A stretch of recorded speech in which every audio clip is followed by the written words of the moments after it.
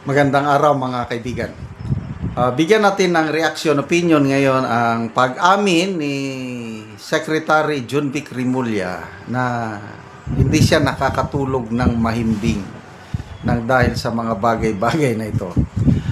Bigyan ko lang kayo ng update sa part 2 ng ating fund drive para tulungan ang Brave 18 Marines. Last month, nakapagpadala na tayo ng 250,000 pesos para sa kanilang panggastos.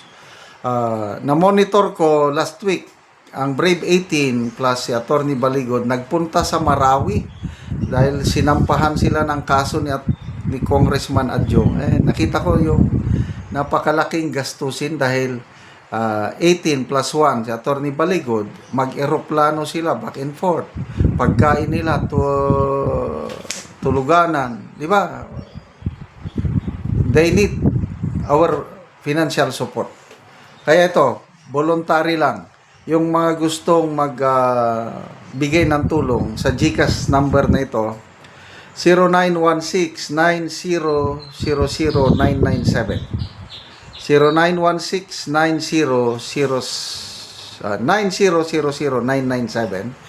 GCash number, Mirna Sibog ang pangalan.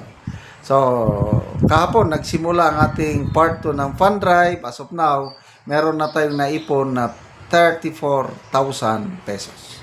Okay, ito may post ang Peanut Gallery Media Network. Pahayag ni Secretary Rimulya, meron siyang mga sleepless nights. Hindi siya nakakatulog ng mahimbing. Bakit?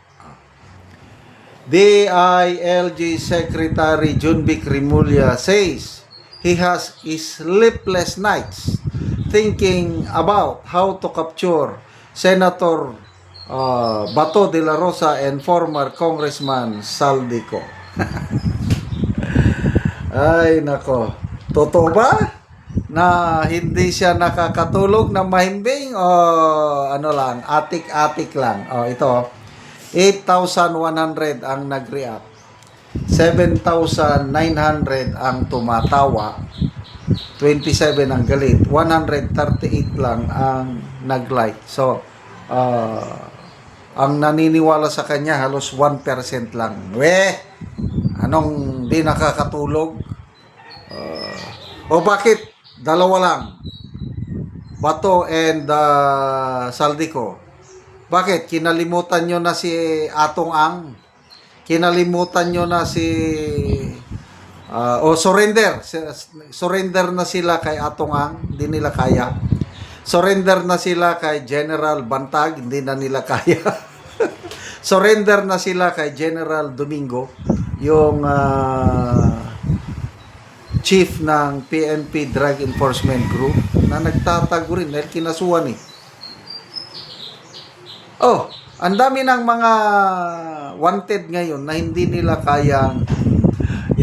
kayang arestuhin. Okay. So ako, hindi ako naniniwala. Ano lang yan? Papogi lang yan na parang concern siya. So, ngayon, si Bato, tumatawa sa inyo. Si Saldico, tinatawanan kayo dahil Saldico, wala na yon. Suntok sa buwan na yon. Paano mo mahuli si Saldico? Nandun sa ibang bansa. Kailan ba noon nung ipinagmayabang ng Pangulo natin na nahuli na si Saldico? Pasok agad si Junvic. In 3 weeks time, nandito na yan. Ako mismo ang sasalubong sa kanya. Ako ang aaresto sa kanya sa airport. It appears fake news pala. Hindi na. Saldico, hindi naman na-DT or whatsoever. Kaya ang huling balita, nasa France, si Saldico nag-apply na ng asylum.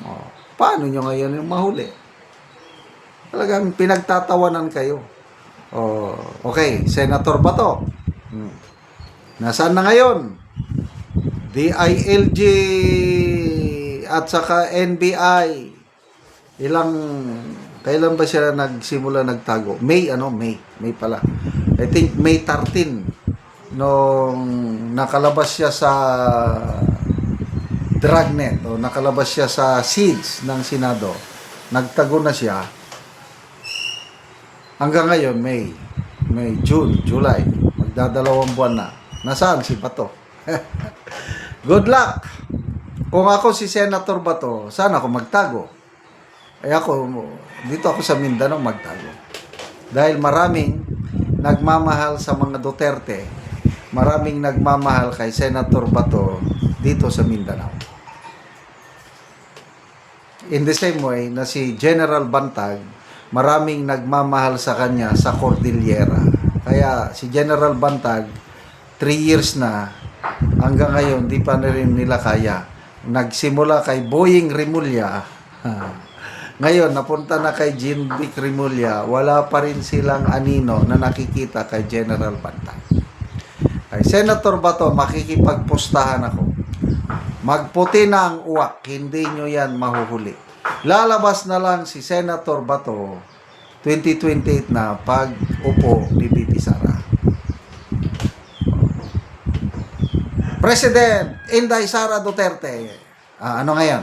Meron pa bang visa yung ICC warrant of arrest? That is just a scrap of paper. Kaya, konting panahon na lang ang pagtatago ni Senator Bato.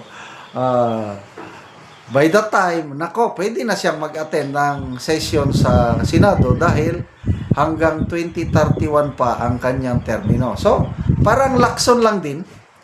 Dahil si Lacson, nagtago siya panahon ng GMA administration. Pag alis ng GMA, pumasok ang Aquino, ayan, bumalik siya, ayun. Napawalang visa ang kanyang warrant of arrest. Ganyan lang kasi yan. Weather lang. So, good luck po, John-Vic Rimulya. Sana magtagumpay kayo sa pag-aresto kay Senator Bato at kay ex-Congressman Saldico. Salamat mga kaibigan sa inyong pagsubaybay sa channel na ito. Nakakatulong kayo ng malaki sa tribong talanding ng Bukidnon dahil ang income natin sa channel na ito is pantulong sa tribo. Namimigay tayo ng libreng yero at pako para makapagpatayo sila ng mas maayos na tirahan. Panoorin nyo ang video na ito. Palay sa natabangan na mugyero, so muna ni ang itsura sa iyang atop. Muna ni ang kadako sa buslot.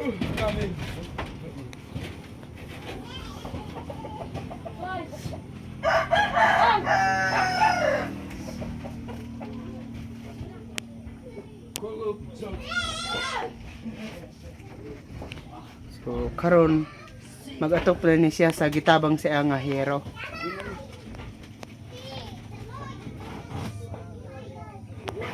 Ug karon mo na ni ang hero nga among gitabang nga iatop karon. So plinsen lansang hero kompleto gyud. Ay, dang budget makapal na.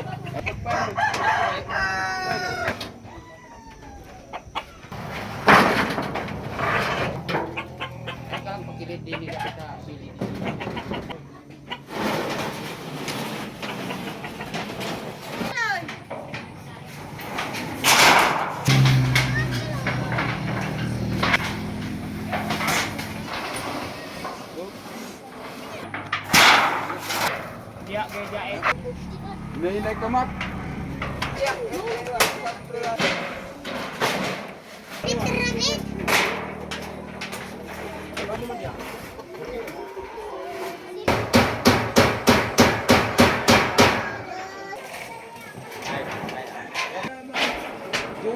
Dua.